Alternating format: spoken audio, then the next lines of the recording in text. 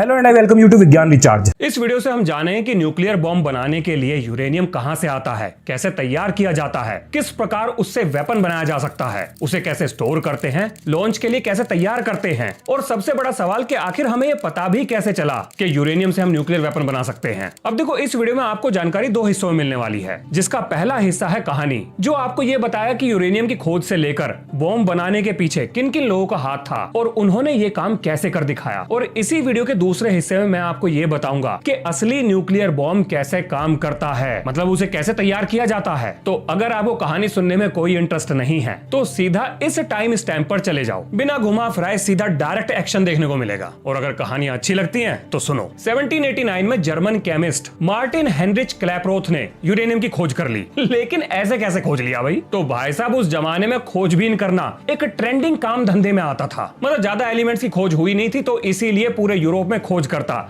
जल्दी फेमस होने के लिए कुछ ना कुछ खोज रहे थे। लेकिन सवाल आता है कि आखिर खोज कैसे रहे थे? देखो, यूरोपियंस ने मिनरल्स की खोज में पूरे के पूरे यूरोप की धरती को खोद मारा, जिससे निकलने वाले पत्थरों को यूरोप के अलग अलग वैज्ञानिकों को दिया जाता था, ताकि वो उनके ऊपर एक्सपेरिमेंट कर सके और नई नई खोजों से टेक्नोलॉजी को आगे बढ़ा सके। अब इन्हीं खदानों में से एक खदान थी चेक रिपब्लिक में, मतलब आज के समय के चेक रिपब्लिक में। वैसे मैं उसका नाम भूल गया, लेकिन एडिटर महोदय से कह दूंगा कि ऊपर उसका नाम आपको टेक्स्ट में दिखा दे। तो जी, उस खदान से काले रंग का पत्थर निकला, नाम था उसका पिच ब्लेंड, जो अपने वैज्ञानिक महोदय के हाथ लग गया। अब इस पत्थर पर उन्होंने अपनी केमिस्ट्री की सारी तिकड़मबाजी लगा दी। उससे पीले रंग का एक पाउडर निकला, जिसे उन्होंने यूरेनस प्लेनेट के नाम पर यूरेनियम नाम रख दिया। अब यहाँ पर दो सवाल आते हैं। पहला कि यूरेनियम रेडिएशन से अपने खोजकर्ता को कितने तरह की बीमारियां हुई, और दूसरा ये कि दुनिया को ये कैसे पता लगा कि यूरेनियम से बॉम्ब बनाया जा सकता है। तो भैया देखो, यूरेनियम को आप अपने हाथों में पकड़ सकते हो, कुछ भी नहीं होगा। मतलब जो धरती में नेचुरली पाया जाता है उससे अल्फा रेडिएशन ही निकलता है, उससे कोई भी खास नुकसान नहीं होता। बस खाना और सूंघना नहीं है, क्योंकि ये चीजें पॉइजनस होती हैं। और रही बात यूरेनियम से हथियार बनाने की, तो अब जरा इस कहानी को सुनो। यूरेनियम की खोज के बाद 107 साल बीत जाते हैं और वैज्ञानिक अपने सर के बाल नोच रहे थे, क्योंकि उन्हें यूरेनियम का कोई भी इस्तेमाल नहीं मिल रहा था। और 1895 आते आते यूरेनियम से सिर्फ ग्लास को ग्रीनिश येलो कलर दिया जाता था, या थोड़ा बहुत मेडिसिन में इस्तेमाल कर लेते थे। और इसके बाद एंट्री होती है हेनरी बेक्कुरेल की, जिनका एक तुक्का चल निकला। सुनिए कहानी। 1895 में वेलम रोंटेंजन ने एक्सरे की खोज कर दी, वही एक्सरे जो टूट फूट के बाद हड्डियां गिनने काम आता है। अब एक साल बाद 1896 में हेनरी बेक्कुरेल के दिमाग की बत्ती जलती है और उन्हें यह लगता है कि एक्सरे पैदा करने के लिए बड़े बड़े कैथोड रे ट्यूब की जरूरत नहीं है। मतलब हेनरी बेक्कुरेल को यह लगा कि हम कोई छोटे मोटे वैज्ञानिक थोड़ी हैं, हम नॉर्मल सनलाइट से लोगों को हड्डियां गिनना सिखाएंगे। अब देखो, मैं तो मजाक के लहजे में बोल रहा हूं, लेकिन ये सीरियस बात है। हेनरी बेक्कुरेल को यह लगता था कि अगर कोई मटेरियल ऐसा हो जो सनलाइट को सोख ले, तो हो सकता है वो एक्सरे छोड़ने लग जाए, तो हमें इतने बड़े बड़े मशीनी तामझाम लगाकर एक्सरे बनाने की जरूरत नहीं पड़ेगी और ये हड्डियां गिनने का काम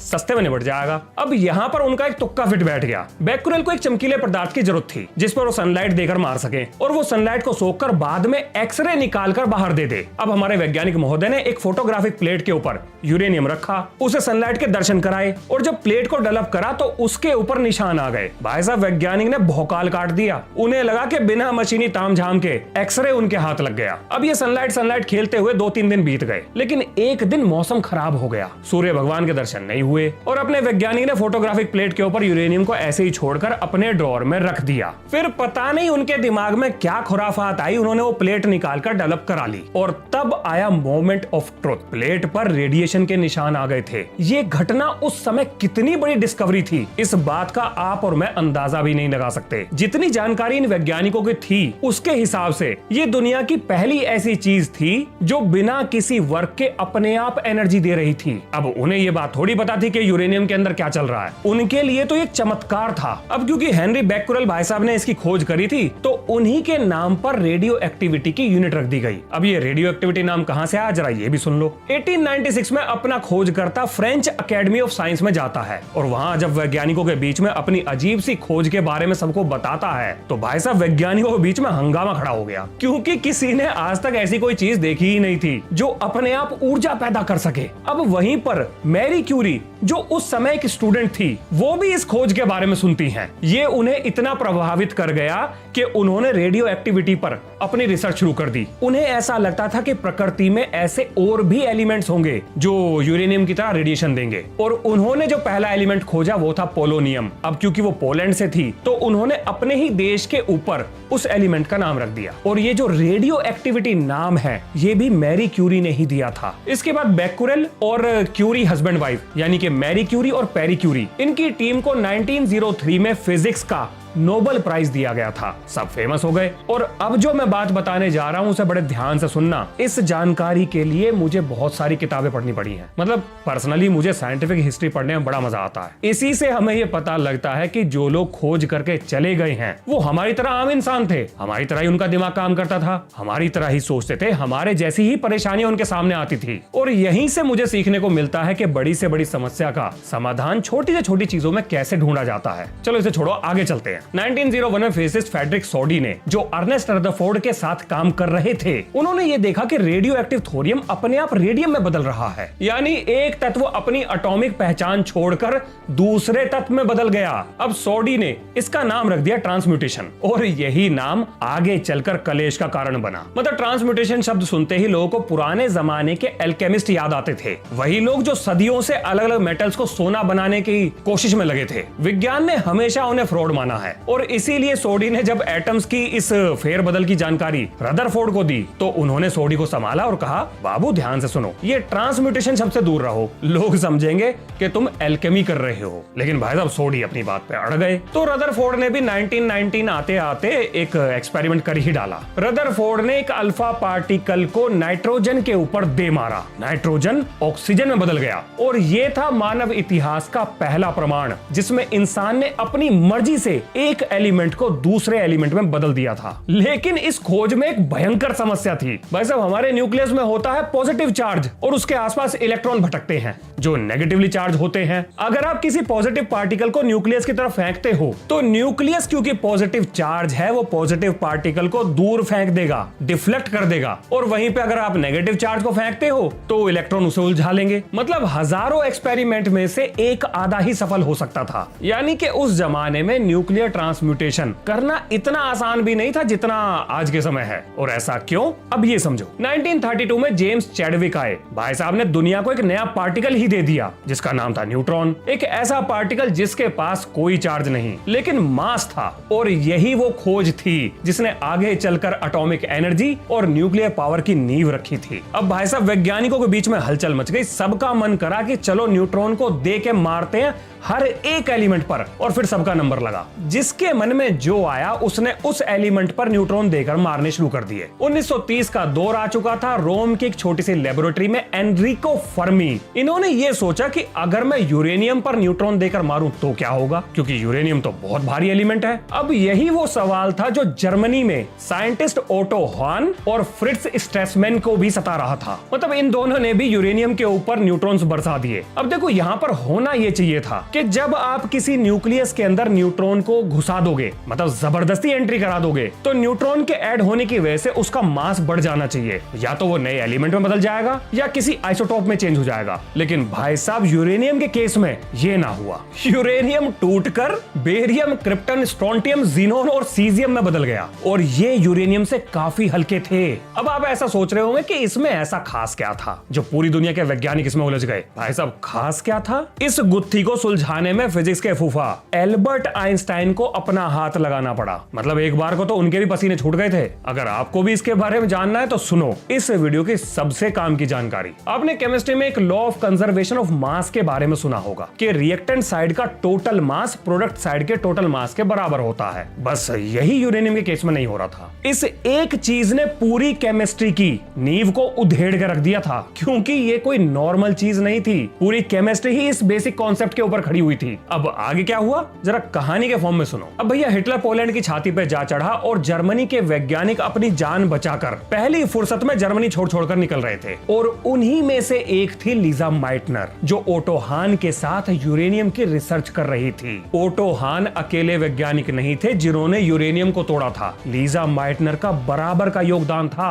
लेकिन क्योंकि ये यहूदी थी तो हिटलर से डर के कारण इनको जर्मनी छोड़कर अपने भतीजे के पास भागना पड़ा। लेकिन ओटो हान अपनी रिसर्च में लगे रहे। अब ओटो हान ने एक लेटर लिखकर लीजा माइटनर से ये पूछा कि यूरेनियम ने तो केमिस्ट्री के नियम ही तोड़ दिए हैं, और ये चीज साइंटिफिक कम्युनिटी में उस समय सबसे बड़े डिस्कशन का कारण थी। अब लीजा माइटनर ने अपने न्यूक्लियर फिजिसिस्ट भतीजे यानी कि ओटो रॉबर्ट फ्रिच के साथ इस समस्या को सुलझा लिया और फ्रिच के हाथों एक लेटर लिखवाया और ओटो हान को यह बताया कि यहाँ पर एल्बर्ट आइंस्टाइन की एनर्जी मास इक्विवेलेंस की इक्वेशन खेल गई, यानी कि यूरेनियम का जो मास गायब हुआ था, जो डिफरेंस रिएक्टेंट और प्रोडक्ट साइड के मास में था, वो मास एनर्जी में परिवर्तित हो गया। और इसी लेटर में ओटो फिच ने दुनिया को एक नया नाम दिया, न्यूक्लियर फिशन। अब इसी कहानी में वापसी होती है एनरिको फर्मी की। फर्मी ये ऑब्जर्व करते हैं कि जब यूरेनियम टूटता है तो उससे 3 न्यूट्रॉन भी निकलते हैं। अब वो ये सोचते हैं कि अगर ये न्यूट्रॉन किसी और यूरेनियम के एटम से जाकर टकरा गए तो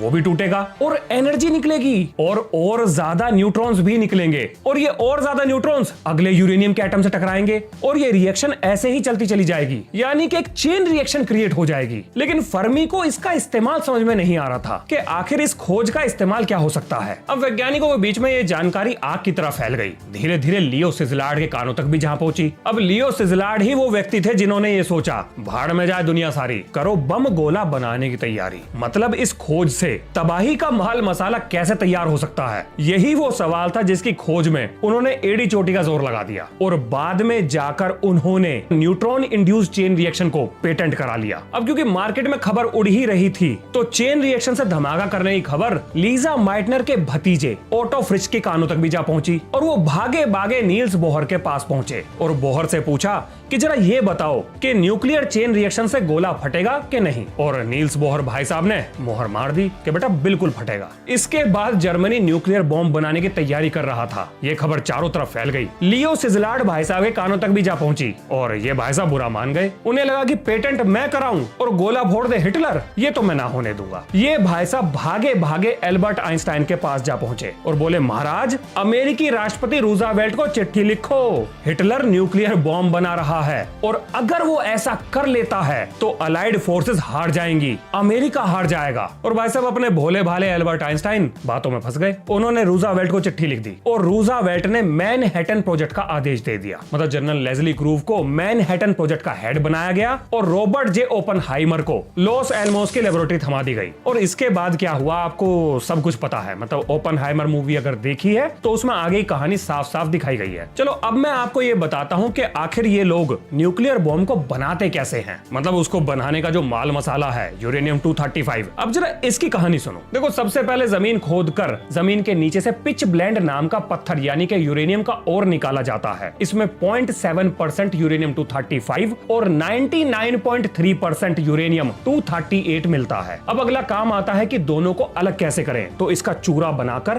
केमिकल प्रोसेस से एक गोला तैयार किया जाता है जो येलो केक के नाम से फेमस है। अब इसमें यूरेनियम को अलग करने के लिए हम इसे गैस में बदलते हैं जिसका नाम है यूरेनियम हेक्साफ्लोराइड। अब इस गैस में यूरेनियम 235 और यूरेनियम 238 दोनों मौजूद हैं। अब क्योंकि यूरेनियम 235 हल्का होता है तो जैसे ही हम इस गैस को एक सेंट्रीफ्यूज में डालकर घुमाते हैं, ये बिल्कुल ब्लड में से प्लाज्मा और प्लेटलेट्स अलग करने के जैसा है। तो घुमाने के साथ ही इसमें से यूरेनियम 235 और 238 अलग होना शुरू हो जाते हैं और इस सेंट्रीफ्यूज के प्रोसेस से 235 और 238 को अलग करने को ही एनरिचमेंट कहते हैं। अब अगर आपको न्यूक्लियर रिएक्टर चलाना है तो उसके लिए 3 से लेकर 5% एनरिच्ड यूरेनियम काम कर जाएगा, लेकिन बॉम्ब बनाने के लिए हमें लगभग 90% प्योर यूरेनियम 235 चाहिए। लेकिन क्यों चाहिए? देखो न्यूक्लियर रिएक्टर और बॉम्ब में एक सिंपल सा फर्क है। रिएक्टर में रिएक्शन कंट्रोल रहती है, मतलब ऊर्जा धीरे धीरे निकलती है, लेकिन बॉम्ब में हमें सारी की सारी ऊर्जा एक साथ चाहिए और इसी काम को करने के लिए हमें 90 90% प्योर यूरेनियम 235 चाहिए और इस काम को करने में बहुत समय लगता है। अगर समय नहीं लगता